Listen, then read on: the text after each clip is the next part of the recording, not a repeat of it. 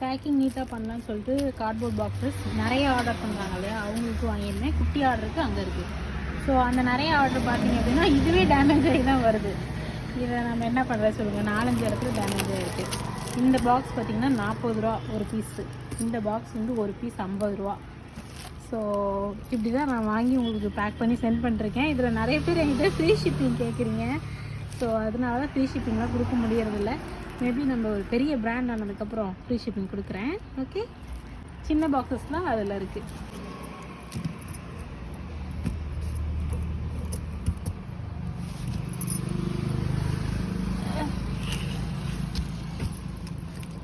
These are all for 1 week. And also we bought some bubble wrap.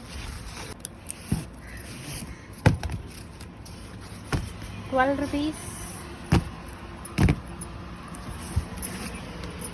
13 rupees.